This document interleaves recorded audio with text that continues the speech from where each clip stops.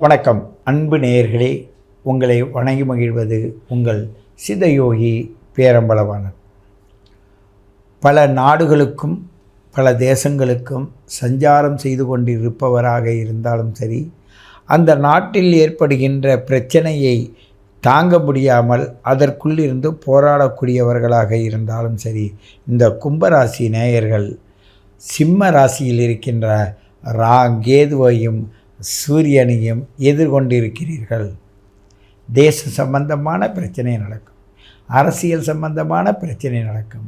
உங்களுடைய வளர்ச்சியில் இந்த அரசாங்க சம்பந்தமான விஷயங்களை புரிஞ்சு நடக்க வேண்டிய சூழ்நிலை இருக்கும். அதில் புரியலையோ காலதாமதமாக புரிந்தால் பிரச்சனை அதிகமாகும் என்பதை உணர வேண்டும். ஆனால் இயற்கை உங்களுக்கு முன்கூட்டியே உணர்த்தினாலும் அதை நீங்கள் உணர வேண்டும்.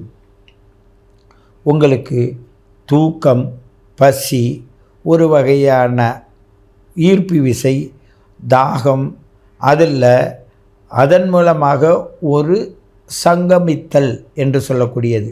சங்கமித்தல் என்றால் இந்த காரியத்தை நம்ம செஞ்சு முடிச்சிடணும், அதை யாரை சார்ந்து அதை எடுத்து நம்மளுடைய இடத்த சேர்க்கணும் என்ற மாதிரி இரு நிலை ஒன்று சேர்கிற நிலை அப்படி இருக்கும்.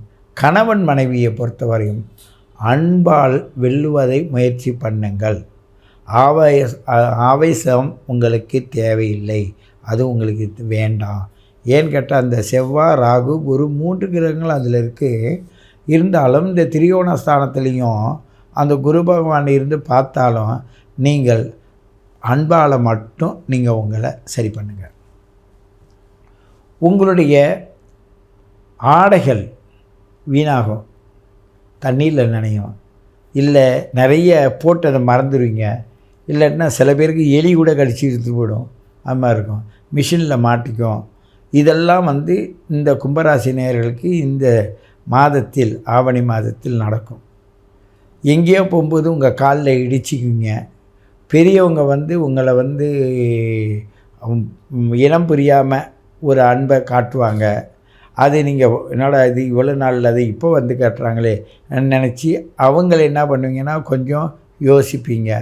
உலக நாடு அளவில் சுழண்டு கொண்டிருக்கிற அன்பு நேயர்கள், நீங்கள் உங்களை பொறுத்தவரையும் கண்டிப்பாக உங்களுடைய ஜாதகத்தை, உங்களுடைய date of birth, time of birth, place of பர்த்தை அனுப்பி உங்களுடைய நுட்பமான இந்த விஷயத்தை கேட்டு தெரிந்து கொண்டால் இது விதை போடுற காலம் போல் உங்களுக்கு எதிர்காலத்திற்கு ஒரு வாய்ப்பை கொடுக்கும்.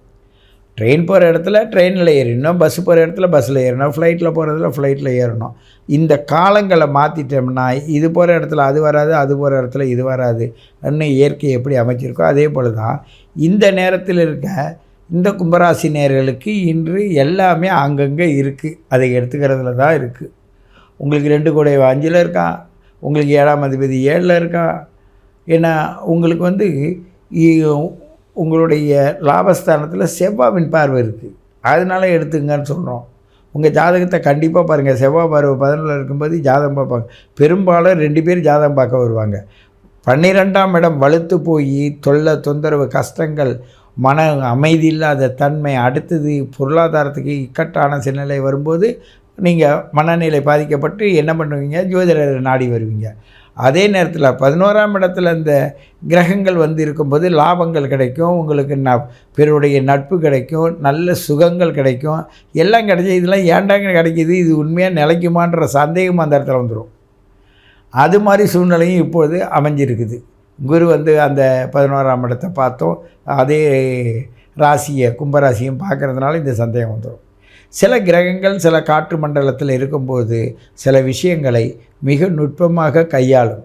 ஆனால் அதற்கு எதிர் விசையில் இருக்கக்கூடிய கிரகங்கள் அதை எப்படி பக்குவப்படுத்துது, அதை எப்படி சக்ஸஸ் ஆகுதுன்னு பார்த்து அதை தெரிந்து கொள்ள வேண்டும். ஜோதிட கணக்கை பொறுத்தவரையும் ஒரு கோணத்தில் பார்த்து முடிவு சொல்ல முடியாது. பல கோணத்தில் அதை ஆலோசனை செய்து நடைமுறையில் சாத்தியக்கூறாக இருக்கிறது எதுன்னு பார்த்து அதன்படி இருந்தால் அது தெளிவான பதிலாக இருக்கும்.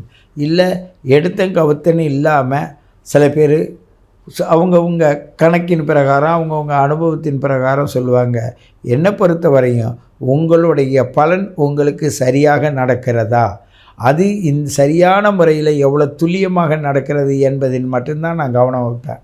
அதற்காக சில நேரங்கள் எடுத்துக்கொண்டாலும் கூட உங்களுடைய பயணப்பாதை தெளிவான வழியில் ஒரு அனுபவமான வரலாற்றை நீங்கள் புரிஞ்சு போகிற மாதிரி தான் நாங்கள் உங்களுக்கு வழி அமைச்சு கொடுப்போம்.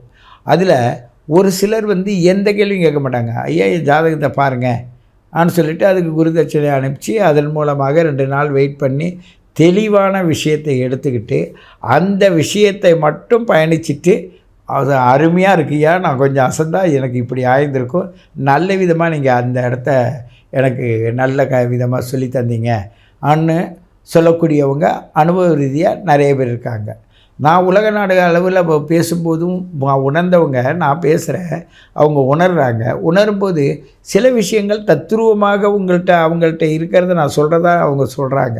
நான் இந்த கிரகத்து கோட்பாடுகளை மையமாக வைத்து தான் நான் சொல்கிறேன். இதுவும் அவங்களோட ஜாதகமும் இணையும் போது பார்த்திங்கன்னா இன்னும் தெளிவாக இருக்கும். நானே அவங்க ஜாதகத்தில் எப்படி இருக்கணும் எப்படி இருக்கும்ன்றத நுட்பத்தை இதுக்குள்ளே வச்சு கோச்சார பலனையை வச்சு தான் நான் பேசுகிறேன். அதனால் அவங்களுக்கு ஒரு மனசை பொறுத்தவரையும் திருப்தியாக இருக்குது. பலமுறை நன்றி சொல்கிறதும் அவங்க என்னோட தொடர்பு கொள்வதும் எனக்கு ஒரு ஆறுதலாக இருக்குது. ஏன்னு கேட்டால் நம்ம முயற்சி நல்லது செய்கிறதுன்னு. இதுபோல் பல விஷயங்களை மீண்டும் நாம் சேர்ந்து பகிர்ந்து கொள்ளலாம் என்று கூறிக்கொண்டு உங்களை மீண்டும் சந்திக்கின்றேன். உங்கள் சித்தயோகி பேரம்பளவான். அன்பான நியூ ஜென்ரேஷன் அன்பு நேயர்களே, உங்களுடைய ஒவ்வொரு பதிவுகளும் எங்களை மிகவும் நல்ல நல்ல இடத்துல யோசிக்கிற சூழ்நிலையில் பல புத்தகங்களை நாங்கள் அனுபவ ரீதியாக வைத்திருக்கின்ற அனுபவங்களை உங்களோடு பகிர்ந்து கொள்கிறோம்.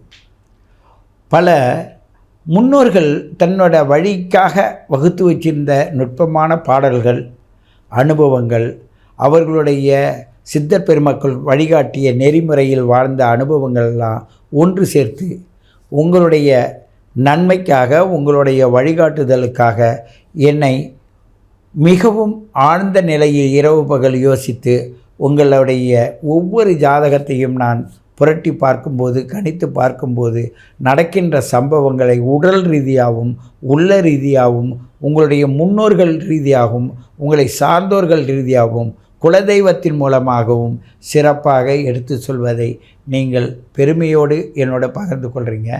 அதுவும் இந்த குலதெய்வத்தை கண்டுபிடித்து தருகின்ற ஒரு அற்புதமான நிகழ்வை எனக்கு தந்தமைக்கு பிரபஞ்சத்துக்கு நன்றி சொல்கிறேன். உங்களுடைய மூதாதையர்களுக்கும் நன்றி சொல்கிறேன்.